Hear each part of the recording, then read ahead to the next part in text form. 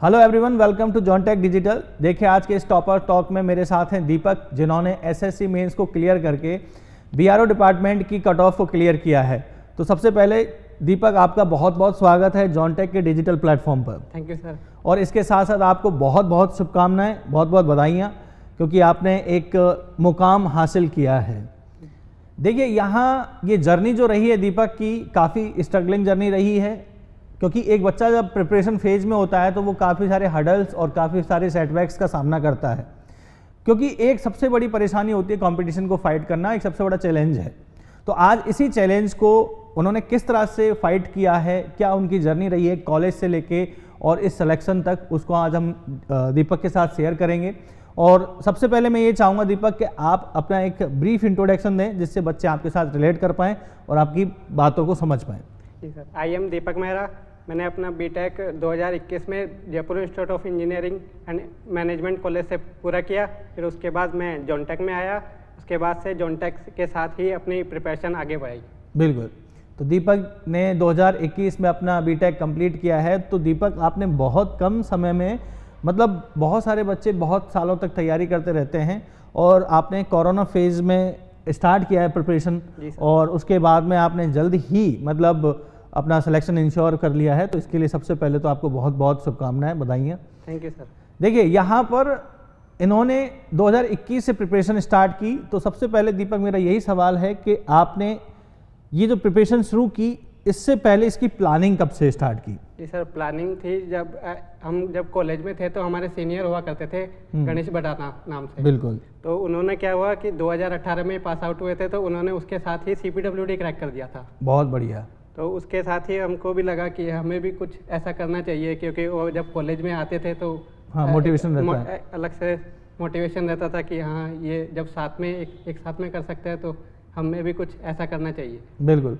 मतलब दीपक कह रहे हैं यहाँ पर कि उनके जो सीनियर हैं, उन्होंने कॉलेज के जैसे ही कॉलेज से पास आउट हुए 2018 में, तो उन्होंने CPWD क्रैक कर लिया। और ये उनके लिए बहुत ही इंटरेस्टिंग रहा कि जब बॉस ने ये किया है तो हम भी डेफिनेटली इसको करेंगे, और एक अच्छा इंस्पिरेशन था। और तो इसका मतलब आपने प्लानिंग जो है वो कॉलेज से स्टार्ट कर दी? जी सर। बिल्कुल। तो इसके लिए आपने कॉलेज में क्या प्लानिंग सेट की थी कि आप ऑनलाइन क्लासेस के थ्रू पढ़े थे या सेल्फ स्टडी की थी?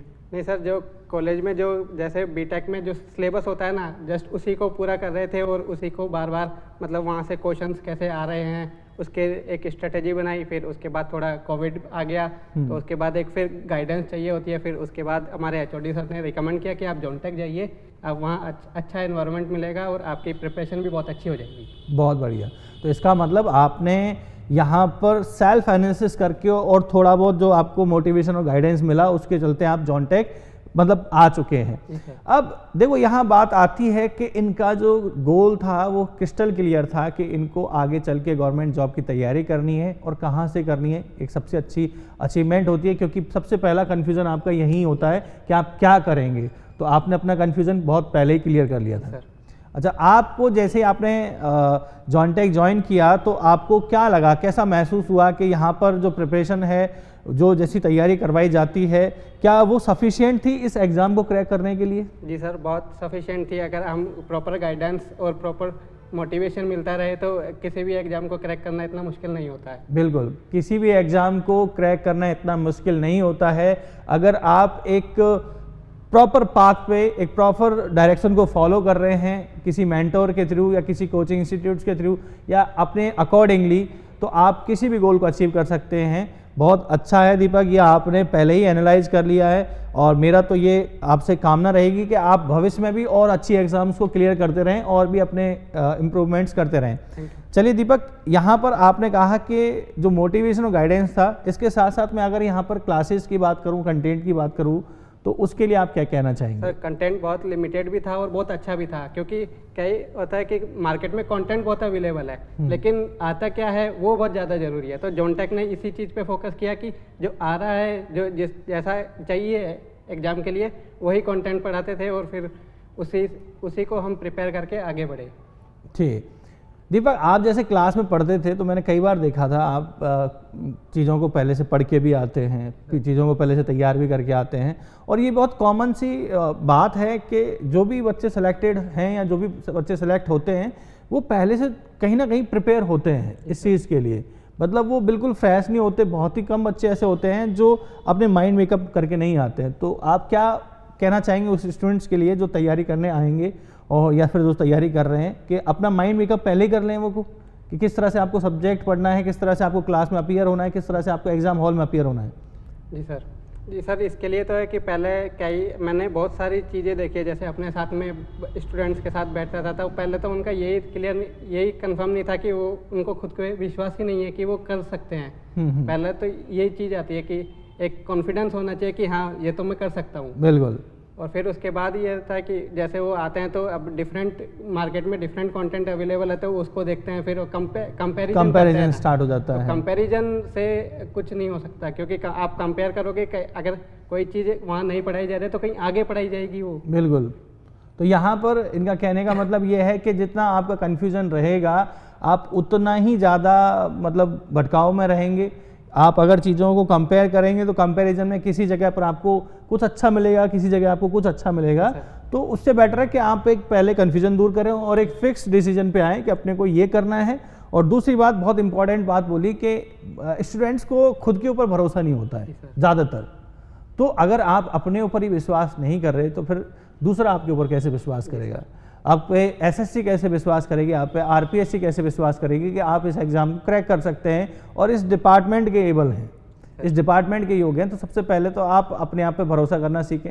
अच्छा दीपक, यहाँ पर अगर आपसे मैं कहूँ कि आपका जो प्रिपरेशन करने का तरीका था वो कैसा था? मुझे एक बार ये जानना है कि आप किस तरह से तैयारी करते थे, आप अपने दिन को किस तरह से, दिन का जो टाइम था उसको किस तरह से मैनेज करते थे? जी सर, पहले तो हमारा बैच था जो 11 बजे से था जॉन टेक में।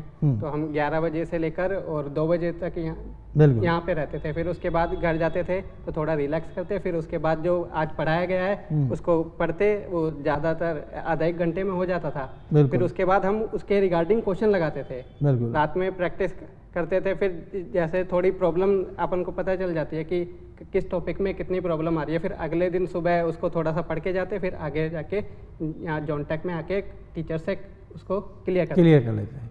मतलब ये आपका एक ड्यूरेशन टाइम मैनेजमेंट था कि यहाँ से आपने कोचिंग की, उसके बाद में आपने जो पढ़ा उसको रिवाइज किया, समझा अच्छे से, उसके रिगार्डिंग फिर प्रैक्टिस की, जो आपके पुरानी सब्जेक्ट्स हैं उनको रिवाइज किया, जो इससे पहले हो चुकी है उनको एक रिवीजन में लेके आए, आप उनकी प्रैक्टिस करते हैं। अच्छा, यहाँ पर आपको कितना अलग लगा एक ऑब्जेक्टिव पेपर की तैयारी करना और एक मेंस का पेपर लिखना, इन दोनों में कितना डिफरेंस है?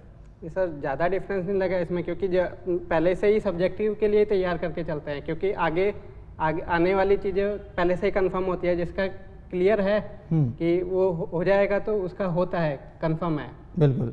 मतलब यहाँ पर दीपक का कहना यही है कि आप अगर पहले से कंफर्म है कि आपको मेंस लिखना है तो आप उसी हिसाब से फिर प्रिपेयर हो जाएंगे। अच्छा, आपको थोड़ा बहुत डिफरेंस नज़र नहीं आया कि ऑब्जेक्टिव पेपर की अप्रोच कुछ और होती है, कन्वेंशनल में आपको थोड़ी मेहनत ज़्यादा करनी पड़ती है? जी सर, ऑब्जेक्टिव पेपर में क्या थोड़ा डेटाबेस चलता है कि अगर आपको डेटा अच्छे से याद करना है फिर उसके, क्योंकि डायरेक्ट क्वेश्चंस होते हैं डेटाबेस पे। मेंस में थोड़ा ये रहता है कि आप अगर डेटा थोड़ा ऊपर नीचे होता है तो चल जाता है, लेकिन लिखना अच्छे से आना चाहिए। अच्छा आना चाहिए, बिल्कुल अच्छे से आना चाहिए। आपकी स्क्रिप्ट जो है, आपकी जो राइटिंग स्किल है वो बहुत अच्छी होनी चाहिए, आपको एक्सप्लेन करने का तरीका बहुत अच्छे से आना चाहिए। तो इसके लिए आप स्टूडेंट से क्या कहेंगे कि आपको इस मेंस के पेपर को क्रैक करने के लिए आपको कितनी प्रैक्टिस करनी चाहिए? सर प्रैक्टिस तो है कि जब तक आपको अंदर से आवाज़ नहीं आने लग जाए कि अब बस हो गया है, अब तो रुक जाओ कम से कम, तब तक मतलब आपको तब तक प्रैक्टिस करनी है जब तक कि आपके अंदर से ये नहीं आ जाए कि नहीं अब मुझसे नहीं हो सकता। मतलब अंतिम क्षण तक, मरते दम तक आपको ये प्रैक्टिस करनी है, जिससे कि आपके जो मसल्स हैं उनको ये पता लग जाए कि आपने मेहनत की है। ये नहीं कि आपने बस 2 लाइन लिखी और आपका मन भर गया। मन भरने से काम नहीं चलेगा, आपकी मसल्स में पेन होना चाहिए, आपके उंगलियों में दर्द होना चाहिए, इतनी प्रैक्टिस आपको करनी है। आपकी आंखों में दर्द होना चाहिए कि आपने इतना लिखा है, इतना देखा है, इतना पढ़ा है। मतलब यहाँ डेडिकेशन बहुत इंपॉर्टेंट है। इट मीन्स यहाँ डेडिकेशन आपको मेंटेन करना पड़ेगा। अच्छा, आप जो बच्चे तैयारी कर रहे हैं उनको क्या कहेंगे कि कंसिस्टेंसी और डेडिकेशन क्या ज़रूरी है? सर दोनों ही बहुत ज़रूरी है, क्योंकि आप कंसिस्टेंसी बनाएंगे तभी आप कुछ चीज़ को अचीव कर पाएंगे, क्योंकि कंसिस्टेंसी बहुत ज़रूरी है। जैसे आपने अगर 2 दिन का गैप भी लिया है तो उस कहीं ना कहीं, अब जैसे बहुत सारी चीज़ें हो जाती है लाइफ में कि 2 दिन का गैप आ गया, 4 दिन का गैप आ गया, लेकिन आप उसको ओवरकम करने की कोशिश कीजिए, उस गैप को बढ़ने मत दीजिए। और डेडिकेशन बहुत ज़रूरी है, क्योंकि आप एक हफ्ते पढ़ने के बाद थोड़ा अनमोटिवेट रहोगे, फिर से आप कुछ मतलब मोटिवेशन आप ऐसे रखो कि आप जब भी उसको देखो फिर से वापस एनर्जी चार्ज हो। बिल्कुल, बहुत अच्छी बात बोली कि आप एक तो जो किसी कारण बस आपका एक गैप आ गया है, उस गैप को बढ़ाते मत जाइए। कोई भी कारण हो सकता है, इमरजेंसी कुछ भी आ सकती है, और जिस वजह से आपकी कंसिस्टेंसी में जो गैप आता है, चाहे मान के चलिए 1 दिन का गैप आया है, ठीक है, आप उस 1 दिन के गैप से आपकी कंसिस्टेंसी ब्रेक नहीं होगी, लेकिन अगर ये लगातार गैप आते रहे तो आपकी कंसिस्टेंसी ब्रेक हो जाएगी, आपका डिसिप्लिन ब्रेक हो जाएगा, उससे आपका कॉन्फिडेंस लूज होगा, आपका मन नहीं करेगा पढ़ने का, आप प्रैक्टिस करने का मन नहीं करेगा। तो ये बहुत इंपॉर्टेंट फैक्टर है कि आप किसी भी बड़ी एग्जाम को अगर लिखने जा रहे हैं, चाहे बड़ी हो या चाहे छोटी हो, चाहे वो कोई भी एम हो, ये लाइफ लेसन्स हैं, आपको ध्यान रखने ही पड़ेंगे कि आपको कंसिस्टेंट रहना है, आपको डिसिप्लिन रहना है, आपको कॉन्फिडेंट रहना है, और आपको डिटर्मिनेंट रहना है किसी भी एग्ज़ाम को फाइट करने के लिए। दीपक, यहाँ पर जब आप एसएससी मेंस की तैयारी करने आए थे, मेंस की तैयारी प्री जैसा आपका क्लियर हो गया, मेंस की आप तैयारी करने आए थे, तो टेस्ट सीरीज और क्लासरूम प्रोग्राम का आपको कितना बेनिफिट मिला?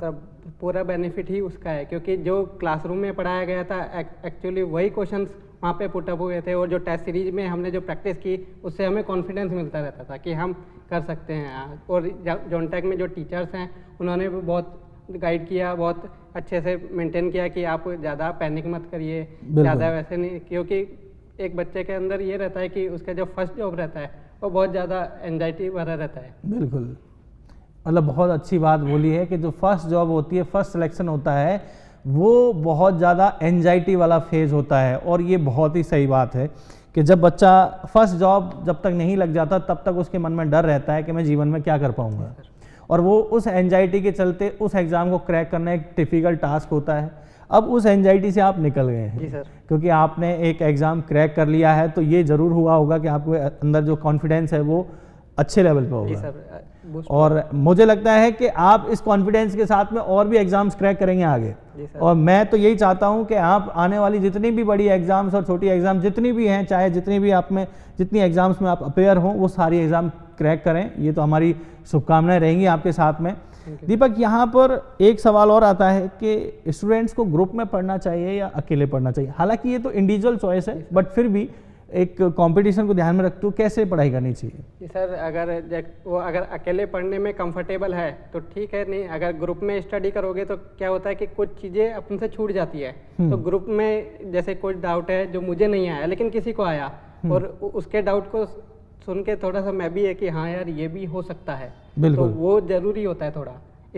इसलिए क्लासरूम प्रोग्राम बनाए गए, क्योंकि क्लासरूम में अपने साथ में बहुत सारे बैठे हैं, तो अपन को जो डाउट नहीं आएगा वो किसी को तो आएगा। बिल्कुल, तो वो अपना भी क्लियर होगा, उसका भी क्लियर होगा। बिल्कुल, बहुत अच्छी बात बोली यहाँ पर कि जैसे ये एक तरह से कंपैरिजन कर दिया इन्होंने कि मेंस के लिए ऑफलाइन क्लास बेस्ट होती है। सर, क्योंकि ऑनलाइन में जो डाउट, कई बार क्या होता है कि आप जब पढ़ रहे होते हैं तो उस टाइम पे आपके दिमाग में वो डाउट स्ट्राइक नहीं कर रहा, लेकिन जैसे ही मान के चलो कि आप 100 स्टूडेंट एक साथ पढ़ रहे हैं तो किसी ना किसी के दिमाग में वो डाउट आता है, और उन्होंने पुट किया है, तब आप उसके बाद में सोच पाते हैं कि अरे हाँ बिल्कुल ये डाउट बनता है, ये डाउट होना चाहिए, ये क्लियर भी होना चाहिए, तो उस टाइम पे वो क्लियर भी हो जाता है। दूसरा ये होता है कि आप प्रॉपर्ली टाइम को यूटिलाइज कर पाते हैं।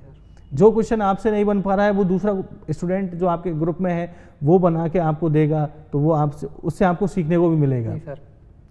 एक और पॉइंट यहाँ पर मैं ऐड कर देता हूँ कि जब आप क्लासरूम में या ग्रुप में स्टडी करते हैं तो यहाँ पर टाइम यूटिलाइज होता है, दूसरा एक माहौल क्रिएट होता है पढ़ने का। जी सर, उस क्लासरूम प्रोग्राम में जो माहौल जैसा बनता था, भाई मैंने भी यहाँ पर 3-4 सब्जेक्ट्स की क्लास ली हैं, तो उस हिसाब से आप क्या कहना चाहेंगे कि यहाँ क्लास में ही कैसा माहौल था जब हम पढ़ रहे थे? क्वेश्चन जैसे स्क्रीन पर आता था, आप लोग सब लोग एक साथ उसको सॉल्व करने में लगते थे, तो वहाँ कुछ फील होता था कि ये क्वेश्चन मुझे पहले करना है? जी सर, ऐसा कंपटीशन प्रॉपर कंपटीशन बना यहाँ पे, और उसका हमें फ़ायदा भी मिला कि जब हम एग्ज़ाम हॉल में बैठे ना तो हमें बिल्कुल भी पैनिक नहीं हुए, हम वो एकदम नॉर्मल हो गए थे। वहाँ पे आराम से एग्ज़ाम लिखा अपना। नहीं तो अगर हम ऐसे क्लासरूम प्रोग्राम में नहीं बैठते हैं और अगर ऑनलाइन स्टडी करते हैं तो इतना कॉन्फिडेंस नहीं आ पाता, कॉन्फिडेंस नहीं आ पाता। बिल्कुल।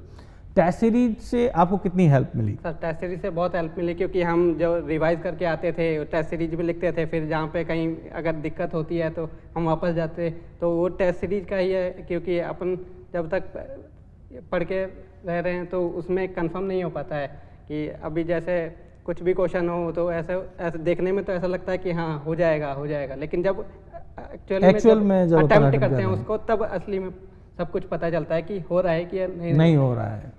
बिल्कुल। तो यहाँ पर टेस्ट सीरीज का एक अलग मायने है कि आप क्वेश्चन को देख के तो कह सकते हैं कि ये क्वेश्चन मुझसे हो जाएगा, बट इन एक्चुअल अगर आप उसको प्रैक्टिस कर रहे हैं या उसको सॉल्व कर रहे हैं तो उस टाइम पे आपको पता लगा है कि वहाँ पर क्या क्या हडल्स आ रहे हैं, क्या क्या परेशानियाँ आ रही हैं कि ये क्वेश्चन मुझसे बन पा रहा है प्रॉपरली या नहीं बन पा रहा है। लगता है ऐसा कई बार कि जैसे हम स्ट्रेंथ ऑफ मटेरियल में एसएफडी और बीएमडी का क्वेश्चन करते हैं, और मुझे ऐसा लगता है एसएससी मेंस में ज़्यादातर बच्चे एसएफडी बीएमडी वाले क्वेश्चन में ट्रैप हो जाते हैं। जी सर। क्योंकि वो डायग्राम्स उनसे नहीं बन पाते हैं। और मैंने स्टार्टिंग में आपको ये कहा था, और जितने भी फैकल्टीज यहाँ पर आई थी उन्होंने आपसे सब लोगों से एक ही बात बोली थी कि आपकी अप्रोच अच्छी होनी चाहिए, क्वेश्चन को अटेम्प्ट करने की अप्रोच अच्छी होनी चाहिए, आपका इनिशिएशन अच्छा होना चाहिए। मेंस की बातें इसलिए ज़्यादा की जा रही हैं क्योंकि मेंस से बच्चे घबराते हैं। एक्चुअली मैंने ये नोटिस किया है कि मेंस से ज़्यादातर बच्चे घबराते हैं, वो चाहते हैं कि प्री से ही सब कुछ हो जाए, बट अब अलग अलग एग्जाम्स का जो स्कीम है वो अलग अलग होता है, किसी में मेंस भी होता है। तो मेंस की जो स्ट्रैटेजी है वो आप किस तरह से ब्रीफ करेंगे बच्चों को जिनसे उनको थोड़ा सा गाइडेंस मिले? जी सर, मेंस का स्ट्रेटेजी है कि आप प्री के साथ ही अगर आप अपना मन बना लो कि मुझे मेंस भी लिखना है तो आप वहीं से ही स्टार्ट कर सकते हो। क्योंकि अगर प्री में आप अगर मेंस के हिसाब से पढ़ोगे तो आपके कॉन्सेप्ट्स और भी ज़्यादा क्लियर होंगे, और फिर उससे आपको आगे ही फ़ायदा मिलेगा, आपको टाइम भी मिलेगा और ब्रशअप करने के लिए उनको। बहुत सही बात बोली है दीपक ने कि अगर आप मन बना के तैयारी करते हैं, देखो बहुत दीपक ऐसा होता है कई बच्चे कि पहले प्री का रिजल्ट आने दें, फिर उसके बाद मेंस की तैयारी करेंगे, तो क्या वो बेनिफिशियल होता है? नहीं सर, ये बेनिफिशियल नहीं होता, क्योंकि अपन एक बच्चा जब प्री देता है तो उसको कंफर्म हो जाता है कि उसका होगा या नहीं होगा, क्योंकि उसको एग्जाम वही लिख रहा है, उसको खुद पे कॉन्फिडेंस है, तो बिल्कुल उसको पहले से ही तैयार हो जाना चाहिए। क्योंकि प्री के बाद में आपके पास ज़्यादा से ज़्यादा 45 से 60 दिन होता है, और मुझे नहीं लगता कि अगर आप 0 से मेंस स्टार्ट कर रहे हैं तो वो 60 दिन में कवर अप हो पाए। नहीं सर, इतना नहीं हो पाएगा, आपको पहले से ही कुछ ना कुछ माइंड मेकअप करना, बिल्कुल पहले से ही आपको माइंड मेकअप करके चलना पड़ेगा, वो अप्रोच आपको शुरू से ही फॉलो करनी पड़ेगी।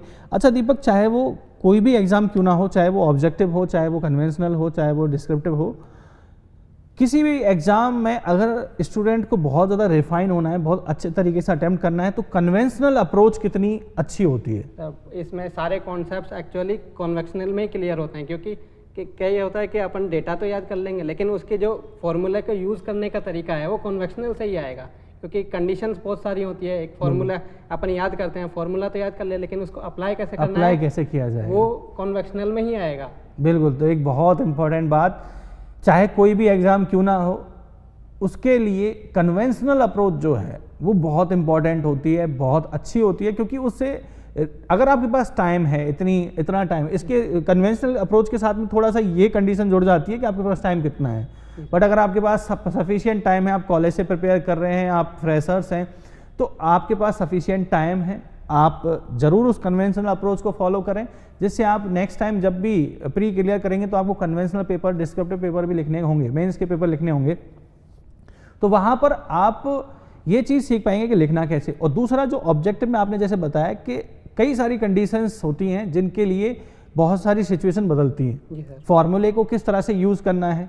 और जैसे सिविल इंजीनियरिंग में आईएएस कोर्स बहुत है, बच्चा प्री के लिए कोड को याद करता है, लेकिन जैसे मान के चले आप आरसीसी का एक डिज़ाइन कर रहे हैं, तो मेंस के जो पेपर होंगे उनमें डिज़ाइन का डेटा तो आपको याद ही रखना पड़ेगा, तो वहाँ पर भी तो डेटा याद ही रखना पड़ेगा आपको। जी सर, उसी से कई बार क्या होता है कि हमें डायरेक्ट कोड याद नहीं होता, लेकिन हम जब प्रैक्टिस करते हैं तो उसमें क्या है कि इसमें डेप्थ इतनी लेनी है, यहाँ से इसकी रेंज ये होती है, तो वो वहाँ के ऑब्जेक्टिव में बहुत फ़ायदा होता है, क्योंकि हमको उसकी रेंज पता होती है तो हम उसका एग्जैक्ट डेटा भी लिख सकते हैं। बिल्कुल। तो ये एक अच्छी बात है कि आप अगर कन्वेंशनल अप्रोच फॉलो करेंगे तो आपको बहुत ज़्यादा बेनिफिट मिलने वाला है। दीपक, एक कंसर्न और है, अब कोरोना टाइम तो ख़त्म हो गया है, क्योंकि ऑनलाइन का थोड़ा जो दौर आया था वो पैंडेमिक के टाइम पे था, क्योंकि बच्चे ऑफलाइन क्लासेस नहीं ले पा रहे थे, तो कहीं ना कहीं से तो सोर्स ऑफ एजुकेशन होना चाहिए, तो उसके लिए ऑनलाइन बनाया गया। तो अब क्या कहना चाहेंगे, आपके बेस्ट मोड ऑफ एजुकेशन क्या होता है, ऑफलाइन या ऑनलाइन? सर मेरे हिसाब से तो ऑफलाइन बहुत अच्छा होता है, क्योंकि ऑनलाइन में क्या होता है कि आप बस ऑनलाइन का एक ही फ़ायदा कि आप रात में भी देख सकते हो, जैसे कहीं पे आप फ्री बैठे हो तो वहाँ देख सकते हो, लेकिन जो मोड ऑफलाइन में होता है वो ऑनलाइन में फील नहीं होता, क्योंकि घर में बैठे हो तो एक टाइम बाद क्या है, डिप्रेशन आने लगता है, क्योंकि ऑनलाइन में आप देख रहे हो कंटिन्यूसली, और फिर उससे आंखों पे भी फ़र्क पड़ता है, और फिर उसका कहीं ना कहीं आपके हेल्थ पे भी पड़ेगा, और उससे आप कहीं लैग करोगे और डिप्रेशन का कारण बन जाएगा। बिल्कुल। और एक दो बात और मैं बोल देता हूँ यहाँ पर, कि जैसे ऑनलाइन में डिसिप्लिन मेंटेन करना एक कॉम्प्लिकेटेड टास्क हो जाता है, कि आपको एक जैसे ऑफलाइन में 3 घंटे यहाँ रुकना है तो रुकना है, आना है तो आना है, वैसा 3 घंटे की अप्रोच ऑनलाइन में बनाना रेगुलरली सेम टाइम पे एक कॉम्प्लिकेटेड टास्क हो जाता है। तो जो बच्चे मेंस की तैयारी कर रहे हैं या जो करेंगे, या फिर जो एग्ज़ाम्स आ रही है उनकी तैयारी करेंगे, तो उनके लिए आप यही सलाह देंगे कि आप ऑफलाइन, अगर आप ऑफलाइन जा सकते हो तो ज़रूर जाइए। बिल्कुल, अगर आपके पास ऑफलाइन जाने के लिए अपॉर्चुनिटी है तो आप ज़रूर ऑफलाइन ज्वाइन कीजिए, आप ऑफलाइन तरीके से पढ़िए। सेल्फ स्टडी को आप कितना वेटेज देंगे? सर जो कोचिंग है, कोई भी कोचिंग है, तो वो इतना ही जैसे जॉन टेक की हम बात करते हैं तो वो आपको मटेरियल देगा, लेकिन प्रिपरेशन तो खुद ही करनी पड़ेगी, क्योंकि टीचर्स भी आपको कॉन्सेप्ट क्लियर करवा सकते हैं, लेकिन जो प्रैक्टिस है वो खुद ही करनी पड़ती है। मतलब आप ये कह रहे हैं कि अगर सेल्फ स्टडी को वेटेज दिया जाए तो आप 100% वेटेज देंगे सिलेक्शन के लिए? जी सर। जितना आप सेल्फ स्टडी करेंगे, जितना आप प्रैक्टिस करेंगे, आप अपने गोल की तरफ उतनी ही आसानी से बढ़ेंगे? जी सर। बिल्कुल। तो यहाँ पर कुछ कॉन्वर्सेशंस हैं जो मैंने दीपक के साथ किए हैं, और आई थिंक कि ये सारी कॉन्वर्सेशन आपकी कॉम्पिटिशन जर्नी में आपके बहुत हेल्पफुल होंगे। दीपक, फ्यूचर में अब क्या करना चाहते हैं आप? जी सर, फ्यूचर में अभी तो ये है कि अभी ये जो पोस्ट मिली है उसको हम ज्वाइन करके फिर उसके बाद हम एएन के अभी काफ़ी सारी वैकेंसीज हैं, तो उसमें एएन में हम ट्राई करना चाहते हैं एक बार। ओके, मतलब आप राजस्थान में एएन बन के आना चाहते हैं? जी सर। और आई होप कि आपका ये ड्रीम जॉब भी होगा। Thank you. बिल्कुल। तो यहाँ पर मैं चाहता हूँ कि दीपक बिल्कुल ये जो इनकी ख्वाहिश है एएन बनना वो पूरा करें। और देखिए, इस जर्नी में बहुत सारी फेजेस होती हैं, हर फेज़ का एक अलग प्लानिंग होता है कि आपको किस तरह से तैयारी करनी है, हर एक एग्ज़ाम का एक अलग स्कीम होता है, पैटर्न होता है। आप कई सिंगल स्टेज एग्ज़ाम्स होती हैं, कई 2 स्टेज होती हैं, कई और स्टेज भी ज़्यादा होते हैं, जैसे कई एग्ज़ाम्स में आपके इंटरव्यू भी होते हैं। जी सर। तो इंटरव्यू में भी आपको तैयारी करनी है, तो आपको अच्छे से सब कुछ आना चाहिए। तो ओवरऑल देखा जाए तो यहाँ पर दीपक से और इन जैसे सेलेक्टेड कैंडिडेट से जितनी भी हमने कॉन्वर्सेशन की है, उन सब में एक ही बात कॉमन निकल के आती है कि आप जितनी मेहनत करेंगे, जितना आप कंसिस्टेंट रहेंगे आपके प्रिपरेशन फेज़ में, जितना आप ईमानदार रहेंगे, आप उतनी ही आसानी से अपने गोल को अचीव कर लेंगे। जी सर। तो फाइनली आपसे मैं यही सवाल पूछूंगा कि इस लास्ट मोमेंट पे, अभी इसके बाद में हम और आप दोनों इस वीडियो के बाहर होंगे, लेकिन आप लास्ट में बच्चों से क्या कहना चाहेंगे? लास्ट में यही है कि अगर किसी चीज़ को करने के लिए अगर आपने कुछ करना चाहते हो तो पहले उसके लिए खुद से मन बनाना पड़ेगा, मतलब सेल्फ मोटिवेटेड होना बहुत ज़रूरी है। ठीक है। और फिर एक प्रॉपर गाइडेंस भी चाहिए होती है लेकिन उससे पहले सेल्फ मोटिवेशन बहुत ज़रूरी होता है। अगर सेल्फ मोटिवेशन नहीं है तो आप चाहे कितनी ही गाइडेंस ले लो, आपका जहाँ तक है नहीं बन पाएगा। लेकिन अगर आप सेल्फ मोटिवेटेड होकर और प्रॉपर गाइडेंस एंड डायरेक्शन के साथ चलोगे तो आप ज़रूर सफल हो जाओगे। बिल्कुल, बहुत अच्छी बात बोली है कि सबसे पहले तो खुद पे भरोसा करना सीखें, और जब तक खुद पे भरोसा नहीं है आपको कोई भी गाइड कर ले, देखिए जो गाइड होगा वो आपको एक प्रॉपर पाथ बता सकता है, लेकिन चलने का काम आप ही का है उस पर। ठीक है, तो इसीलिए सबसे इम्पॉर्टेंट है, और दीपक ने बहुत ही सही बात बोली, मैं इसको बिल्कुल अप्रिशिएट करूँगा कि सबसे पहले आपको सेल्फ मोटिवेटेड हो रहा है कि आपको खुद पे विश्वास होना चाहिए, अदरवाइज आप पर लोग विश्वास नहीं करेंगे, ये दुनिया विश्वास नहीं करेगी। तो इसी बात के चलते हुए Deepak, wish you best of luck. Thank you sir. और आप भविष्य में बहुत अच्छे मुकाम हासिल करें, यही हमारी शुभकामनाएं हैं। बिल्कुल, तो thank you guys, wish you best of luck, keep watching this.